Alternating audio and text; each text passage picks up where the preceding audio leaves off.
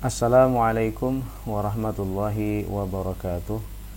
Bismillah, alhamdulillahi wassalatu wassalamu ala rasulillah Sayyidina Muhammad ibn Abdillah wa ala alihi wa sahbihi wa man walah.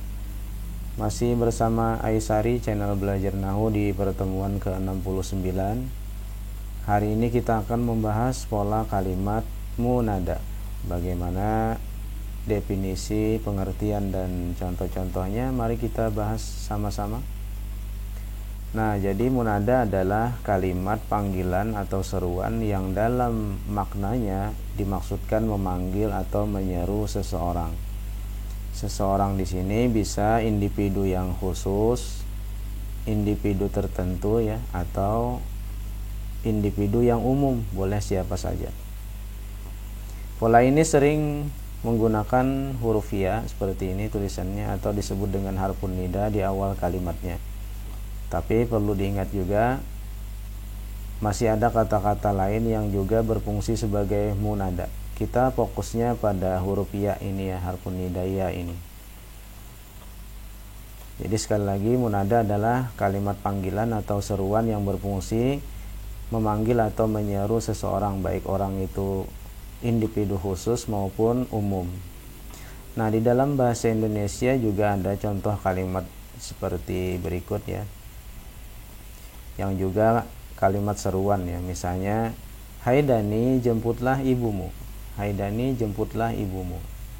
Di sini kata seruannya adalah menggunakan hai. Di dalam bahasa Indonesia juga ada banyak kata seruan ya, misalnya ini hai, wahai, dan lain sebagainya. Hai Dani, jemputlah ibumu. Jadi di sini kata seruannya hai, kemudian orang yang diseru adalah Dani, nama orang ya. Berarti adalah individu khusus, individu tertentu, karena yang disebut adalah Dani. Hai Dani, jemputlah ibumu. Yang kedua contohnya, hai Tina, jangan lupa kerjakan tugas. Jadi di sini kata seruannya juga hai, orang yang diserunya adalah Tina. Juga individu khusus, individu tertentu, karena apa? Karena menyebutkan nama orang. Hai Tina, jangan lupa kerjakan tugas. Contoh yang ketiga, bocah, jangan ribut di sini. Nah, ini adalah kata seruannya orang yang diserunya adalah bocah. Walaupun menggunakan kata yang umum, tetapi tujuannya individu yang khusus. Katanya umum tapi menggunakan individu, menggunakan tujuan individu yang khusus ya. Nah, di dalam kalimat ini, bocah, jangan ribut di sini. Kalimat ini menunjukkan bahwa orang yang berbicara ini sudah mengetahui individu yang ingin dipanggil atau diserunya ya, meskipun bukan namanya yang disebut. Bocah, jangan ribut di sini. Jadi ini adalah individu tertentu juga, meskipun penyebutannya secara umum, masih katanya bukan nama orang. Contoh yang keempat, wahai para pemuda, belajarlah dengan rajin. Nah, ini menggunakan kata seruan wahai. Orang yang diserunya adalah para pemuda.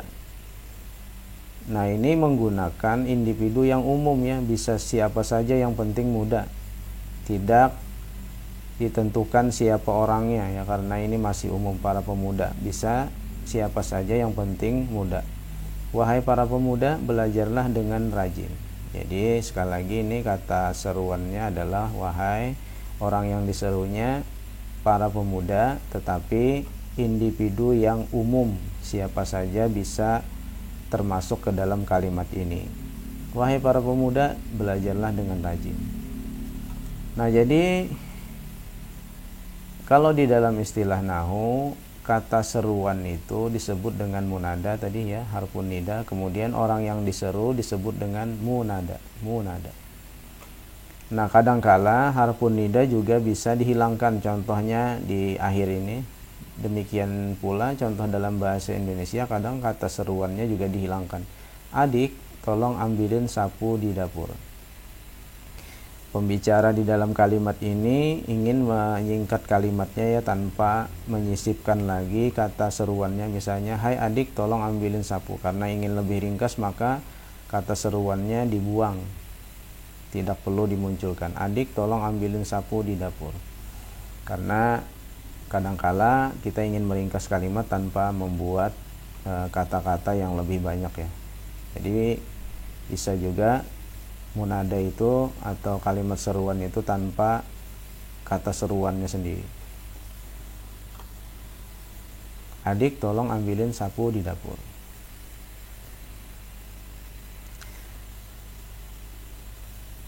Di dalam pembahasan ilmu nahu biasanya munada ini ada 5 pembagiannya ya. Yang pertama itu adalah munada dengan mufradul alam, 1. Yang kedua munada dengan nakirah maksudah. Yang ketiga munada dengan nakirah gairu maksudah. Yang keempat munada dengan idhofah atau bil idhofah atau bil mudhaf. Yang kelima adalah munada dengan syabih bil mudhaf. Kita di sini membahas sederhana dulu, cuma ada beberapa kaidah untuk mendasari pengetahuan kalian tentang pola kalimat munada. Nanti untuk pembahasan lebih rinci, lebih mudah ketika sudah memahami konsep yang kita sajikan hari ini ya. Jadi sebenarnya ada 2 bentuk saja, yaitu munada dengan individu yang khusus, yang kedua munada dengan individu yang umum. Nah, jadi sekali lagi munada adalah kalimat panggilan atau seruan yang berfungsi memanggil atau menyeru seseorang. Kita fokus pada harfun nidaiyah. Bagaimana strukturnya? Coba kita lihat seperti berikut ya. Jadi ada harfun nidaiyah kemudian diikuti oleh isim. Harfun nidaiyah diikuti oleh isim. Jadi apabila ada isim yang terletak di belakang atau setelah huruf nida, harfun nida ya, maka isim di sini disebut dengan munada. Sekali lagi, apabila ada isim yang terletak setelah huruf nida atau kata seruan, maka isim ini disebut dengan munada. Ianya adalah harfun nida, kata seruan, isimnya disebut dengan munada atau orang yang diseru. Bagaimana rumusnya? Nah, kita bahas ya.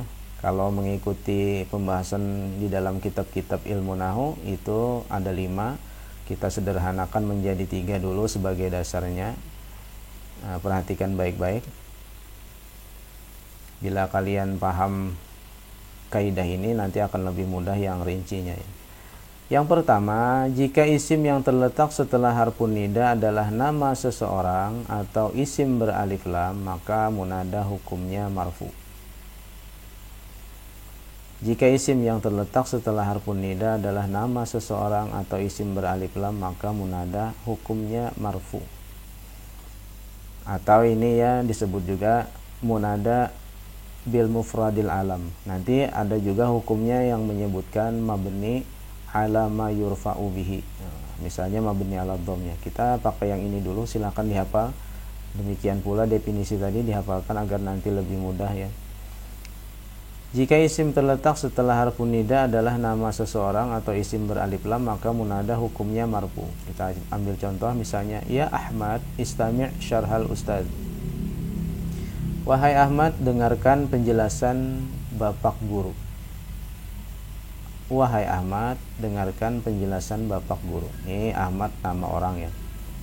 Ianya harfun nida, isim yang terletak setelah harfun nida munada karena nama orang berarti dia marfu. Atau mabni ala ma yurfa'u bihi, mabni ala dhamm. Yang kedua, jika isim yang terletak setelah harfun nida berpola mudhaf mudhaf ilaih, maka munada hukumnya mansub. Jika isim yang terletak setelah harfun nida berpola mudhaf mudhaf ilaih, maka munada hukumnya mansub. Contoh, ya talibal ilm la taqsa. Wahai penuntut ilmu, janganlah malas. Wahai penuntut ilmu, janganlah malas. Sini adalah harfun nida, kata seruan, maka setelahnya munada berpola mudhaf mudhaf ilaih, maka munadanya harus mansub. Yang ketiga, jika isim yang terletak setelah harfun nida berpola syabih bil mudhaf, maka munada hukumnya juga mansub. Nah, ini ada pembahasan yang lebih rinci ya tentang syabih bil mudhaf. Intinya sederhana saja, syabih bil mudhaf ini biasanya isim nakirah yang diikuti jar majrur ya. Nah, ini dulu sebagai kaidahnya supaya kalian paham. Sekali lagi, jika isim yang terletak setelah harfun nida berpola syabih bil mudhaf, maka munada hukumnya juga mansub. Contohnya seperti berikut: ya rajian ila afwi rabbih la tayas. Ya rajian ila afwi rabbih la tayas. Wahai pengharap pada keampunan Tuhannya, janganlah berputus asa. Wahai orang yang berharap atau pengharap pada ampunan, pada kemaafan Tuhannya, janganlah berputus asa. Ini adalah harfun nida munada isim nakirah ya, tidak beralif lam, kemudian maknanya umum diikuti jar majrur. Berarti ini adalah syabih bil mudhaf, maka munada hukumnya juga mansub. Nah, silakan kalian hafal kaidah ini agar nanti lebih mudah. Yang pertama, jika isim yang terletak setelah harfun nida adalah nama seseorang atau isim beralif lam, maka munada hukumnya marfu atau mabni ala ma yurfa'u bihi. Yang kedua, jika isim yang terletak setelah harfun nida berpola mudhaf mudhaf ilaih, maka munada hukumnya mansub.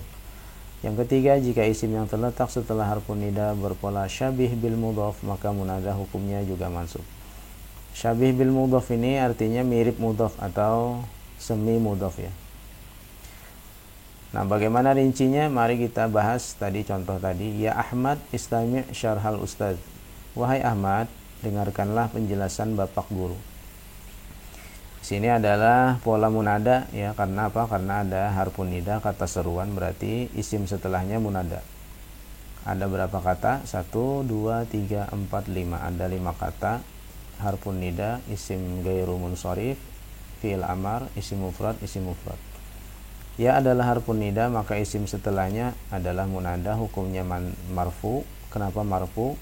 Karena nama orang ya, alamiah, nama orang, dan jenis katanya termasuk ke dalam isim ghairu munsharif, jadi tidak tanwin. Istami adalah fi'il amar, hukumnya mabni ala sukun karena wazan yang pertama ya. Kemudian fa'ilnya sudah ada, dhamir anta. Fi'il sudah ada, fa'il sudah ada, maka syarha menjadi maf'ul bih, hukumnya mansub, ciri i'rabnya adalah fathah, tidak tanwin. Kenapa? Karena dia berpola mudhaf mudhaf ilaih. Mudhaf tidak boleh tanwin. Ustaz mudhafun ilaih, hukumnya majrur, ciri i'rabnya adalah kasrah karena isim mufrad. Nah, dari struktur ini maka bacaan yang tepat, ya Ahmad, ya Ahmadu istami' syarhal ustazi. Wahai Ahmad, dengarkanlah penjelasan bapak guru. Jadi ini adalah pola kalimat munada dengan kombinasi atau variasi jumlah fi'liyah. Jadi ini munada boleh mabni ala dhamm ya, atau mabni ala ma yurfa'u bihi. Kita menggunakan di sini marfu. Yang kedua contoh, ya talibal ilmi la taksal. Wahai penuntut ilmu, janganlah malas. Ini juga kalimat munada ya. Alasannya kenapa? Karena ada harfun nida. Ini harfun nida, isim mufrad, fi'il nahi. Kalau kalian pisah sini la nahiyah, ini fi'il mudhari lagi bisa. Ini kita gabungin saja supaya lebih simpel ya. 1, 2, 3, 4, ada 4. Ya adalah harfun nida, maka isim setelahnya adalah munada, hukumnya mansub. Kenapa mansub? Karena apabila munada berpola mudhaf mudhaf ilaih berarti mansub. Kemudian ilmi mudhafun ilaih majrur, kasrah karena isim mufrad. La taksal adalah fi'il nahi, hukumnya mabni ala sukun. Kemudian fa'ilnya sudah ada, dhamir anta. Dari struktur ini maka bacaan yang benar adalah ya talibal ilmi la taksal. Nah, ini adalah individu yang umum ya. Jadi kalau individu yang umum biasanya hukumnya mansub. Nanti kalau kalian lebih detail pada makna kalimatnya. Jadi sebenarnya munada itu cuma ada 2. Apabila khusus maka marfu atau mabni ya. Yang kedua bila umum maka dia mansub. Ya talibal ilmi la taksal. Wahai penuntut ilmu, janganlah malas. Jadi kan penuntut ilmu di sini bisa siapa saja, bukan dimaksudkan individu tertentu. Dari struktur ini maka bacaannya yang tepat adalah ya talibal ilmi la taksal. Tidak boleh dibaca ya talibul ilmi ya, ya talibul ilmi. Yang ketiga, ya rajian ila magfiratillahi la tay'as. Wahai pengharap pada ampunan Allah, janganlah berputus asa.